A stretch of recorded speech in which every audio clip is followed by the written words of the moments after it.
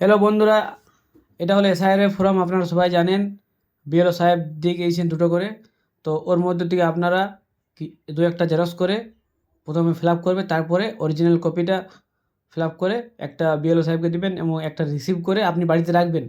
তো আমি বেশিরভাগ দেখছি আমি যে ভুলগুলো মানুষ করছে, কী কী ভুল করছে ফিল আপের সময়, সেই ভুলটা আমি আপনাদের সঙ্গে একটু তুলে ধরছি।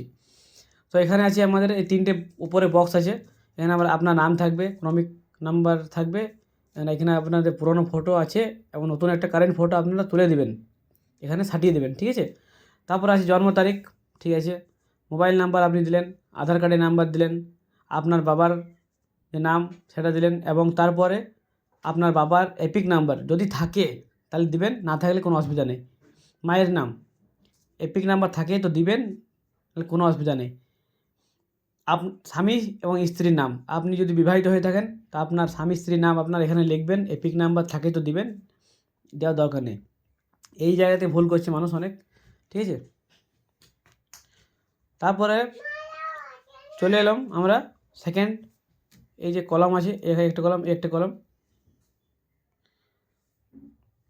তো এখানে হবে যাদের 2002 সালে নাম আছে তারা এখানে ফিল আপ করবেন। কীভাবে করবেন?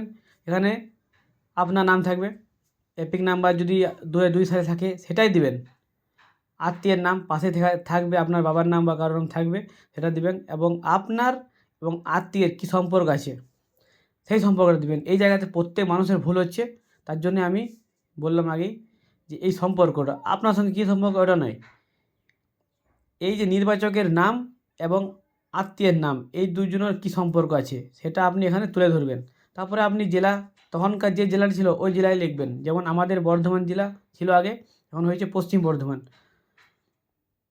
তা আপনারা যে বর্ধমান ছিল বর্ধমান আপনি যদি থাকেন তো বর্ধমান লিখবেন। রাজ্যের নাম আমাদের পশ্চিমবঙ্গ। বিধানসভা ক্ষেত্রের নাম্বার, তো আমাদের বিধানসভা ক্ষেত্রের নাম্বার এখন চেঞ্জ হয়ে গিয়েছে, আগে ছিল আমাদের 262, এখন হয়ে গিয়েছে 279, 279। এখানে থাকবে অংশ নম্বর, আপনার বুথ নাম্বার। আর এখানে 2002 সালের যে ক্রমিক সংখ্যার আছে সেটা আপনার দাদুর না, আপনার ক্রমিক সংখ্যাটা এখানে বসাবেন এবং এখানে আপনার একটা সিগনেচার লাগবে, আপনার সই। তো এটা হলো যাদের 2002 সালের নাম আছে তারা কীভাবে ফিল আপ করবে, এটা আমি দেখিয়ে দিলাম। আর যাদের 2002 সালে নাম নেই তারা কীভাবে করবেন আমার এই পেজের মধ্যেই ভিডিও পোস্ট করে আছে, আপনারা অবশ্যই দেখে নিন। যদি এটা ভালো লাগে ভিডিওটা তো অবশ্যই আপনারা আপনাদের বন্ধু বান্ধবের সঙ্গে শেয়ার করে দেন, সেভ করে রাখুন, কিছু ভুল থাকলে জানাবেন। আর এখন এসআই নিয়ে আমার তো ধন্যবাদ তোমার এই